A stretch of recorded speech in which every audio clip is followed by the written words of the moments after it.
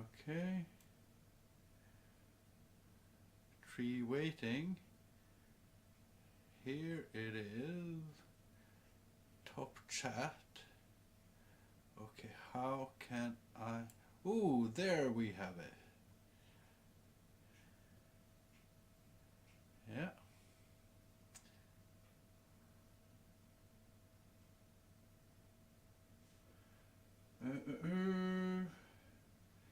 I still need to figure out a few things before this works, but if you are watching, then do comment so that I know what's happening. Let me see here.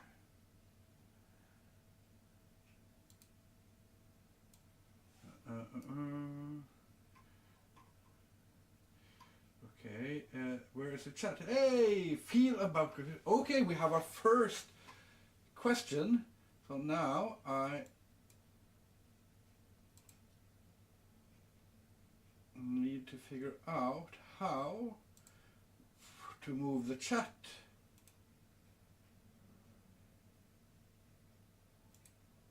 Okay, where is the chat window here? 2 seconds. I'm getting closer. I'm getting closer. I haven't done a stream in way too long, so this is all coming. Oh, how are you?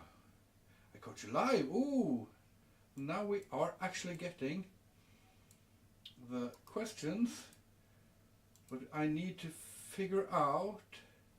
Yeah, pop out chat, that's what I want, because then I can drag that over here and I have the chat. Yay! How, okay, so that is the first question. First of all, thank you for joining the live. My name is Kim Diaz Holm, also called an Unge Herr Holm, and yeah. Hello there. I'm an artist and I draw a lot of things with ink. That's why I said that you can I can turn off my headset so I don't hear myself in the background. Hey, we're getting there. We're getting there. I do a lot of ink art. That's why I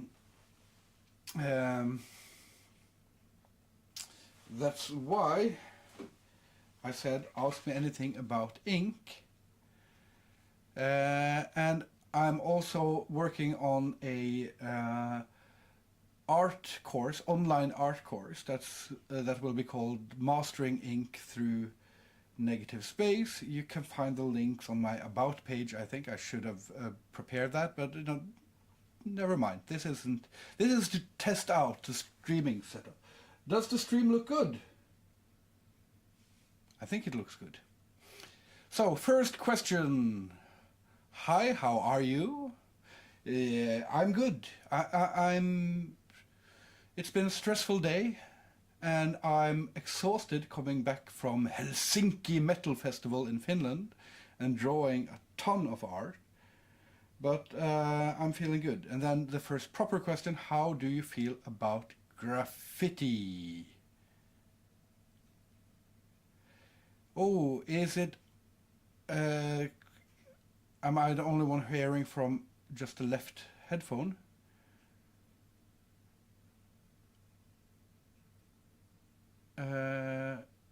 That might be, that's probably my bad. That is definitely my bad. Can I fix that right now? I think I can pull a Spanish one and try to fix it. Simply by adding another microphone. Are you hearing me in stereo now? Hopefully you're hearing me in stereo now. I'll go back here. Yeah, this is looking like stereo. Okay. I will start with the first question, which was, how do you feel about graffiti? I absolutely love graffiti. I'm useless at making graffiti. When I was a kid, I got a better graffiti kid to make a signature, a tag for me. So I tagged that around a few places. But you know, my biggest accomplishment was making a tiny little pen tag on Sesam Station in Norway. So I think that graffiti almost always makes the world more beautiful, and I hate dead grey walls. So yeah, graffiti plus in my book. And it's also to this point that if I go to a place without graffiti, I feel like, oh, now I'm a bit too far outside of the city. There ain't no city without graffiti, as they say. And I'm full of respect for graffiti artists and street artists. Those are skills that I don't have and that I admire. I think your work is great, thank you. Do you sell prints that are digitally enhanced or just pure original pen and ink? I sell both, and you can find both on denungeherrholm.com. Most are as they were drawn, but a few are digitally enhanced. For instance, Olav here says, I discovered it a while back and just ordered a signed print, The Grim Reaper. That is a print that is digitally enhanced. I made a few changes. I've added an Enso above, a sun above the Reaper, and tweaked the composition a little so that it works better in that composition. So that print is different from the original drawing. But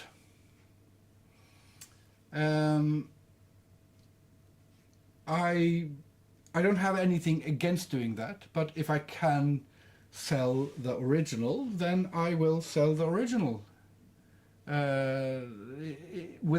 Sell it as a print without changing it. So yeah. My question is, your dialect doesn't sound very Bergensk. So I was born outside of Bergen. I came to Bergen when I was 1 year old. I started talking when I was 3 years old. This is what came out. This doesn't sound like where I was born. It doesn't sound like my parents. This sounds like me, and this is the only way I can speak. So that's, it's Bergen's in my mind. What's your favorite thing to do outside of drawing? Right now, I think it's wrestling. I'm training to be a elderly professional wrestler. But in general, gaming. I absolutely love gaming. Inkfiti could be a thing. Yeah, if I could find some ink that fits, that sticks on concrete. Hello from Nashville. Hello, Nashville. Do tell everyone, do tell where you are from. I'm not a painter, but your work has deeply influenced the way I create music. No questions right now, but happy to hear your thoughts. That is amazing, because a lot of what inspires me isn't drawing, but it's music. And it's gaming, and it's other things outside of drawing. I have my drawing heroes. I mean, I can still see so much of Frank Miller in my work, or Sam Keith, or Bill Sienkiewicz, or Don Martin, or Sergio Aragones, Jens Styve, Stefan Kvarnland. I can see tons of my influences, but a lot of the stuff that influences me day to day is not art. It is not drawing. It's gaming. It's music. Listening to music changes the mood of what I'm drawing, and I'm drawing to the rhythms, and that's what I was doing this weekend at Helsinki Metal Fest, drawing live concerts influenced by the sounds and rhythms and moods of the music. So that's perfect. Has anyone ever said you looked like Ben Kingsley? Yes, I don't know how many thousands of times I've gotten that comment. It's literally thousands of times, because people started noticing that when I did some videos that went really viral on TikTok. Do I mind looking like Ben Kingsley? No, he's a handsome man. Do I think that I look like Ben Kingsley? Not that much. There's something there. And more than a lot of the others that people tell me, because people generally just see, oh, long hair and a beard, you look like every other guy with a long hair and beard. Oh well.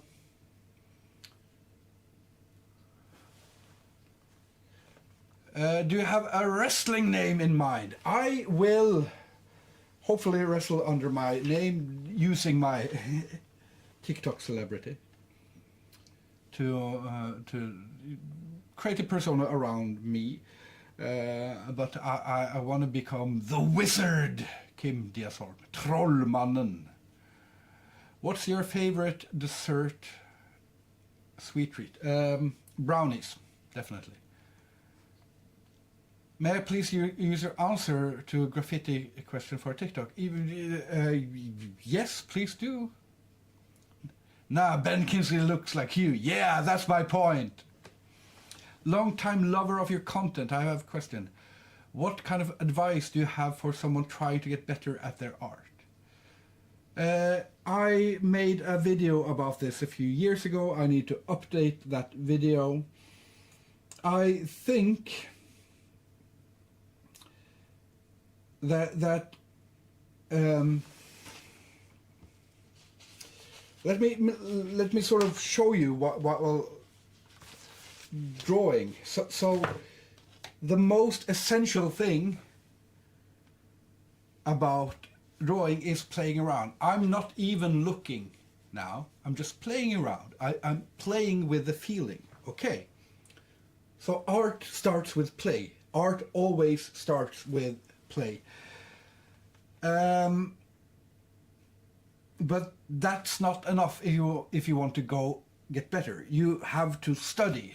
And to study, that means studying what you've done here. So you can try to get shapes from what you did on the paper. You can try see to replicate the shapes. That's one way of studying. You can go and read books. You can go and do tutorials. You can go and take classes. That's studying. You can sit down and learn how to draw a bottle of ink through drawing that bottle of ink again and again and again, studying it. Then, once in a while, you need to execute. You need to make something finished. When you're playing around, you don't have to do anything finished. It's just play. When you're studying, you don't have to finish anything. It's just studying. Sometimes you have to execute and make a finished work, no matter how painful it is, because it will be painful, because when you execute, you will not be as good as you thought. Execute. Maybe you execute something in an hour. Maybe you set a time limit. Do it in a day. Do it in 10 minutes. You execute to the best of your ability, and this is how good you are now. And then you take these elements, you take play, you take study, you take execution, and you do them in any order. You go from play to execution to study to play to study to execution. And that's the three things you need to get better at art. And whenever you find yourself stuck, go back to play. Play around, mess around, do something silly, do something fun. And when you find either something you like, then you can study it. Or you find something you want to do but can't do, then you can study it. Or you find something that you dislike doing, maybe you can study that. Because if you get better at it, you will dislike it less. Okay? So, see.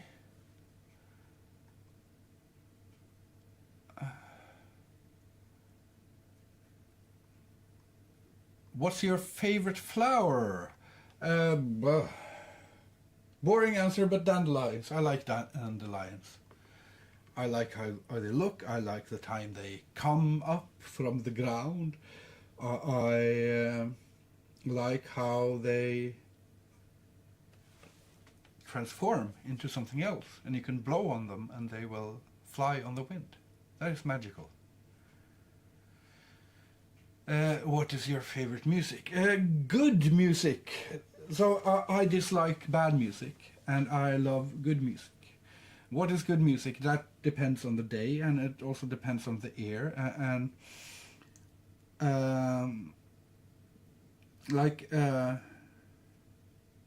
I've just been at Helsinki Metal Fest, and the most fun thing there was Cryptopsy, because I absolutely love drawing death metal, brutal death metal.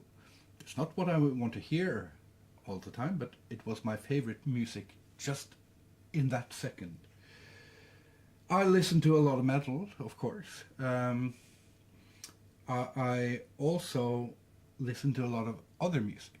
So people are sometimes surprised to find that I'm a huge lover of old country music. Not just old country music, but there's a lot of fantastic old country music. I love Hank Williams and Waylon Jennings and Chris Christopherson and Billy Joe Shaver and Townes Van Sant and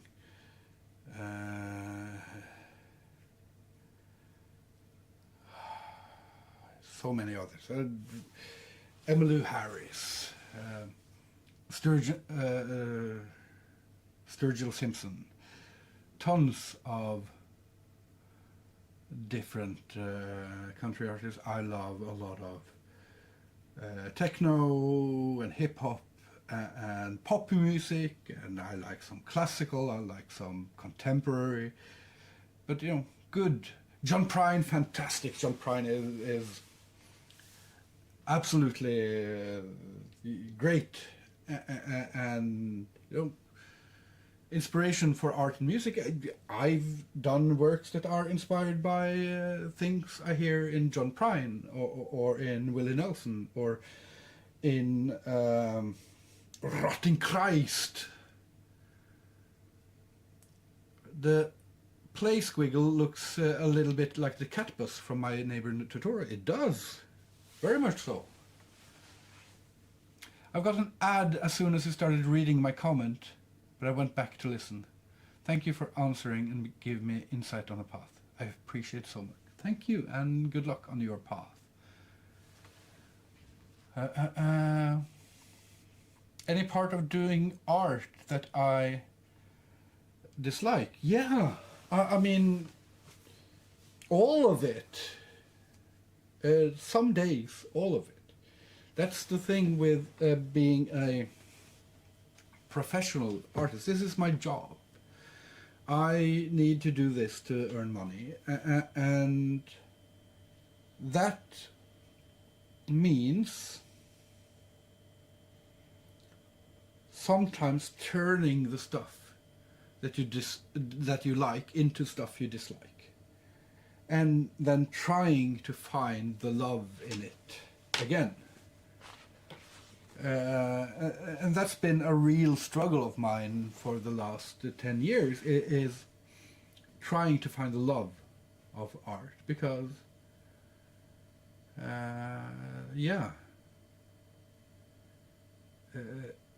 that's hard when you do it for a living, and it's not a one-time thing. It's a constant fight to remember how amazingly fun it is, because it's so easy to forget when you do it day in and day out. I love storytelling in music. Me too.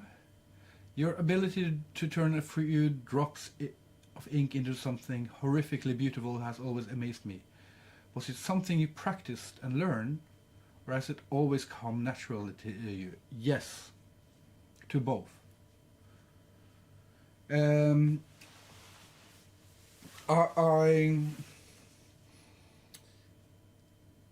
type of exercises I do, the ink monsters, the first variety I did of that was a exercise my father taught me, which was the random pencil scribble. So you just scribble and you try to make different shapes, and then as you scribble, especially if you have a bit of a softer pencil, so I'll do this so you can actually see a little bit of it, then you start finding shapes in that. And now I'm going to just do something very silly and loose, but I'm finding a face here.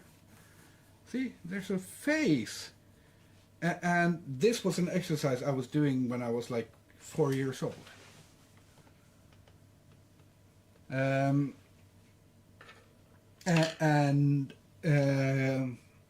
Practicing working directly with ink is something I started when I was maybe 16, 17. And a part of that, first time I did daily ink monsters was probably in the early 2000s.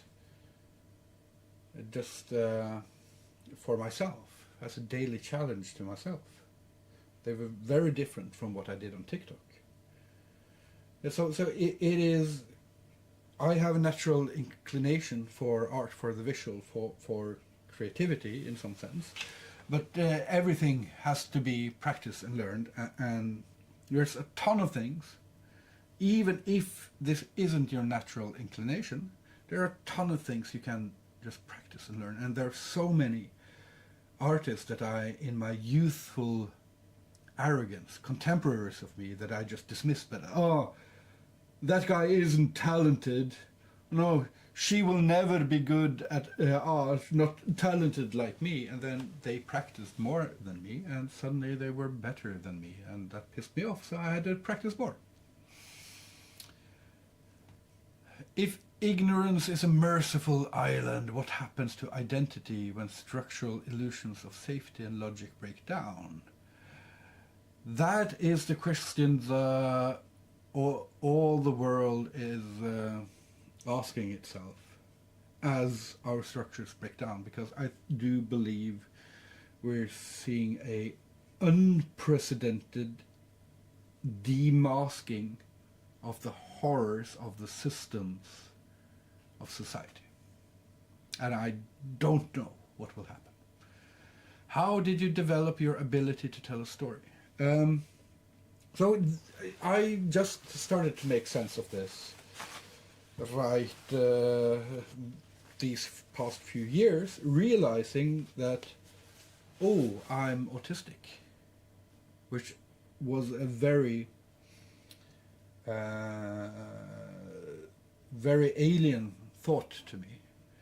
And now this spring I got my autism diagnosis, and the psychologist did a very thorough job, with that. So I'm very happy to have gotten it.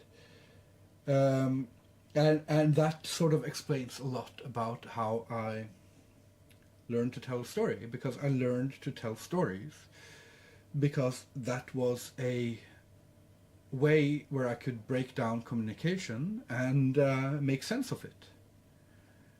So again,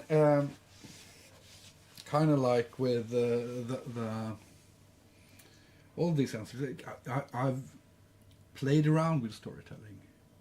I've studied storytelling. I've executed it. I've done lives like this. This is storytelling in some sense. I've done comics. I've done so many pieces of art. I've done live poetry. I've done stage shows. I'm training wrestling. That's storytelling. So yeah.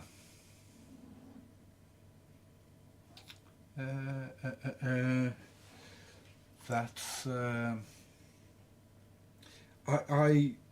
my main reason for learning storytelling was probably to act like I could communicate as a normal human being. But starting to understand storytelling, you have to study it, you have to play around with it, you have to execute it. Again, that's all it comes down to. I've started having friends offering money to make things for them, but I find myself thinking that none is good enough to actually sell. How can I get over that mental block? That is a really difficult question. I can say what I did. And the thing is, it takes a lot of butting your head against the concrete wall until the wall crumbles. And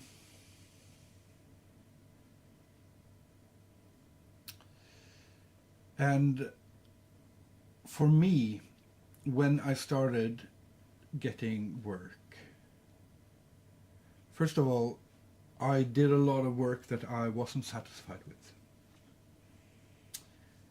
But after a while, it wasn't that I learned to settle. It was that the gap between my skills and what I was trying to do became smaller and smaller. And there is still a huge gap between what I'm trying to do and what I want to do and what I'm delivering. And you know, when I look, like when I look at the latest album covers I've done, or something like that, which I've done for someone else, it's always a bit painful, because it's always like, yeah, I could have done it a little bit better, but that gap is smaller. So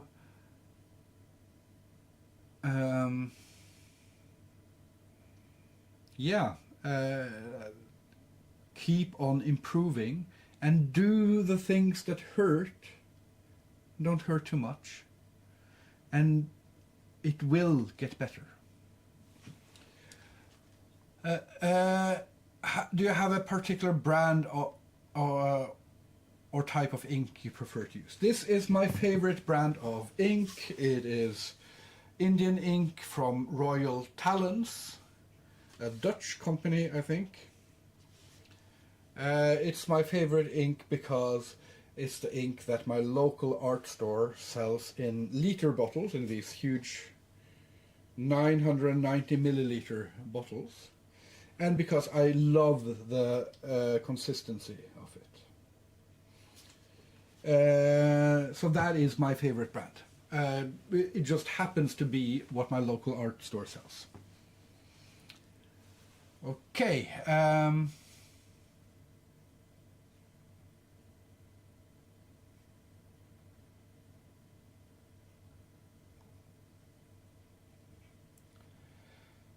Any advice on keeping a steady hand?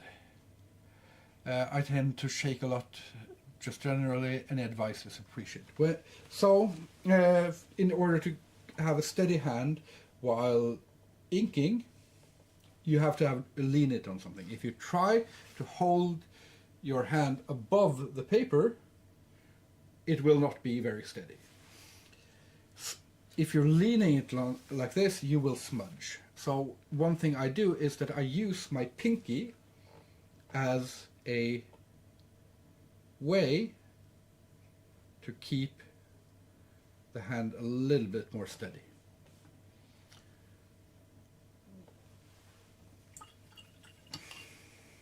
So hope that helps. And also practice, practice, practice, practice.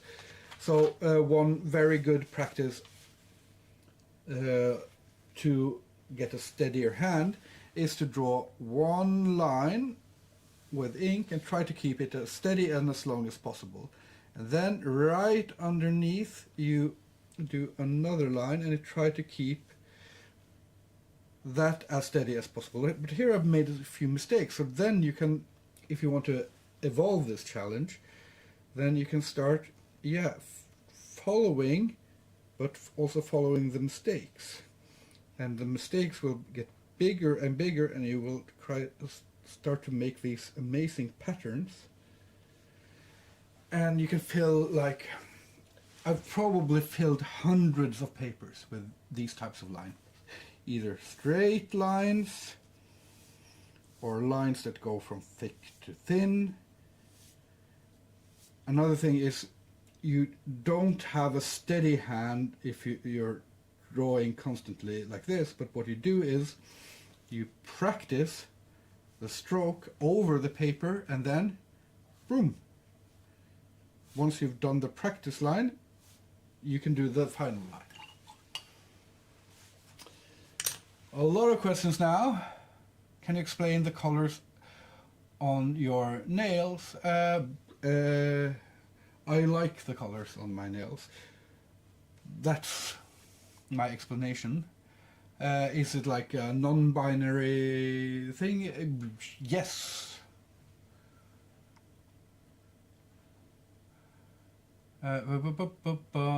Many questions now. Any advice? Keep a steady hand. That was one. Can you tell me a name that you'd recognize if met in a video game, and who or what it's for? I don't understand that question. Please ask it again.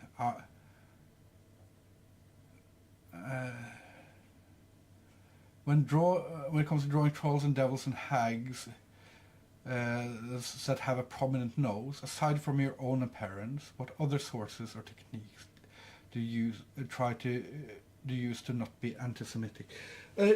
First of all, to learn about the anti-Semitic tropes and to learn about them, to learn the history of anti-Semitic tropes, of racist tropes, drawing monsters, not just hags and devils and trolls, it is problematic. All monsters are, in some sense, based on the othering of other groups, which is problematic. But I think to know about the history of what you're drawing, and also to draw with empathy. I never draw something because it's something vile, something that I dislike, something that I hate. Even when I draw things that are violent, vile, horrible, I draw it in a way where I can see myself in it in some way. I don't know if that answer makes sense. Doing what you love for a living sounds like a dream, but can be really exhausting. As a traveling musician, I really appreciate my days at home on the couch. I agree. What is your view on digital art? If you have any experience with it, I feel like it would probably go against your style since there isn't a big element of randomness. You can do randomness with digital art, no problem. I mean, if you're working in Procreate on an iPad, draw outside, take your iPad, point it toward the skies, take a photo of the sky, put it down, draw something from the clouds. There's so much random you can do with digital drawing. I absolutely love digital drawing. I worked for many years with a Wacom tablet as my primary art tool. And the only reason why I don't do it now is that I love working with ink even more. I love the process that I'm working on now a lot more than I loved digital art, even though I loved digital art. Okay, what do you think about sculpture? I admire people who can sculpture. I don't think I can do it myself. But sculpture isn't a medium that has given me. I haven't understood it quite yet. There's very few great art experiences that I've had through sculpture. I'm struggling to find even one. And that's not the fault of sculpture, that's the fault of me not exposing myself to enough sculpture, or exposing my heart to it. Have you ever tried white ink on black paper? It's very fun. You can see a few drawings on my website which are made like that. Very fun. I should do it more. Thank you for your time. You're an inspiration and I'm inspired to practice more. So I'll be lurking and listening while I do so. Practice, that is good. Following your art for a long time. I love how forward you are. Mostly the fuck AI art. Yeah, I had fun doing those and I will probably do some more.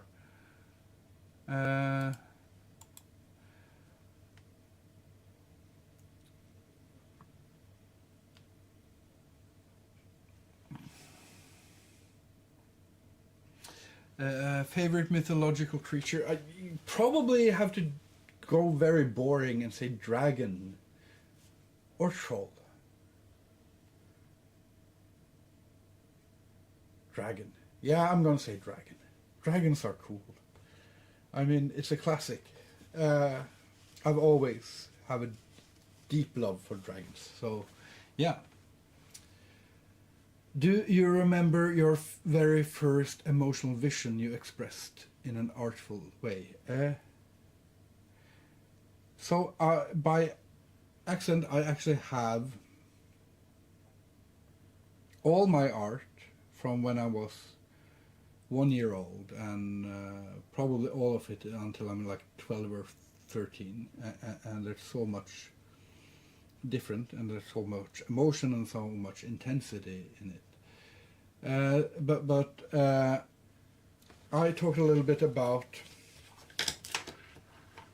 this pencil exercise and the pencil scribble exercise, and my one of the early strong emotional connections with creating art was doing this exercise with my father, and then drawing lines like this, random, and then finding a face, and then using a kneaded eraser and removing some of the lines, and then just ending up with this beautiful face that was way beyond my drawing ability as a 5-year-old maybe. And that was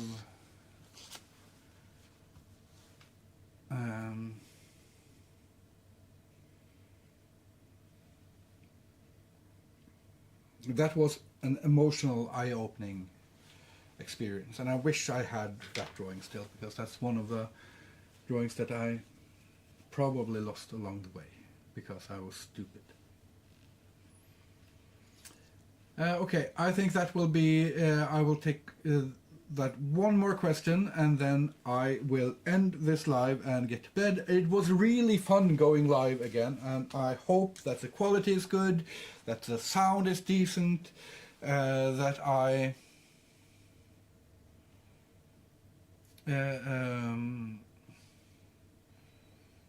made sense with some of the answers. So first, can you put the Python rabbit on a t-shirt? What I've drawn a killer rabbit sometime. Can I put that on a t-shirt? Maybe. Amazing video quality. Hey. Thank you, myself.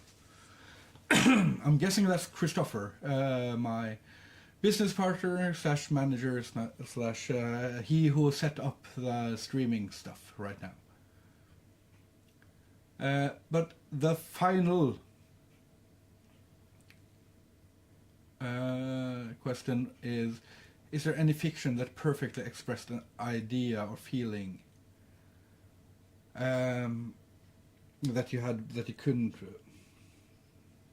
I guess that's why I like fiction. That's why I like art, because it expresses things that I can't put into words.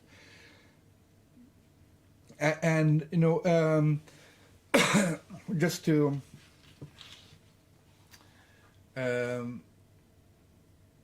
now I've done a lot of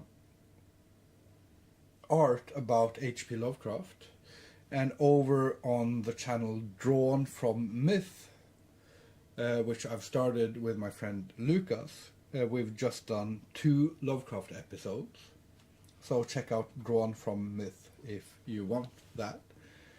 And I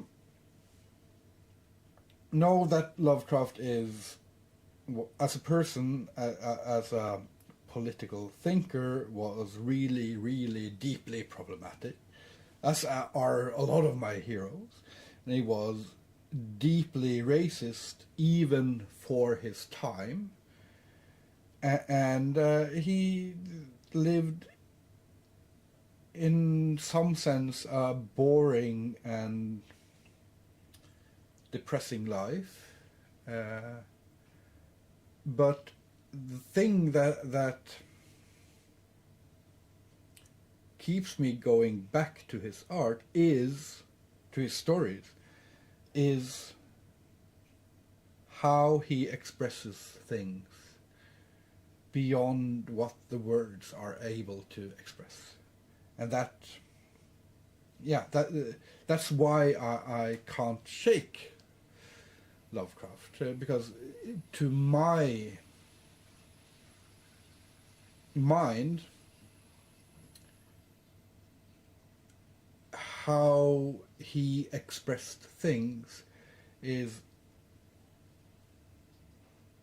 some of the closest to explaining some feelings that I can't put into art or words myself, but that I try. And I'm not saying that he did it perfectly, and I don't believe there is anything such as perfectly. But I think, you know, that's why I go to art again and again, to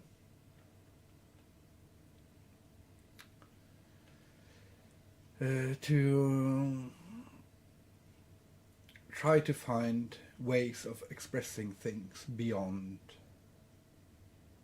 other forms of communication. Okay? So that, I said that was the final question, but I will allow that final question, which is, in addition to watching you do art, I enjoy listening to you speak. Thank you. That's always very strange for me to hear. I joke that you're the black metal Bob Ross. I like that description. Have you ever done any voiceover work? No. I did a voiceover for the latest Rotten Christ album, but I would love to do more voiceover work, and I'm hugely into gaming, so if you're working on the indie game and need a voice, contact my manager. Have your people talk to my people. Same with if you're doing animation or whatever you need a voiceover for. So yeah. Now that was all for today. I'm working on a course called Mastering Ink through Negative Space. You can find a link on the About page to the waiting list, so please sign up for that. If you like my art, go to denungeherholm.com. You find that on the About page as well. And if you want to support it, the best way to support it is by buying something from us or Patreon. Thanks for the stream. This was so fun to stream again for first time in a long time, and hopefully the quality was a lot better than it used to be when I streamed in days of old. Now I have to figure out how I stop this stream.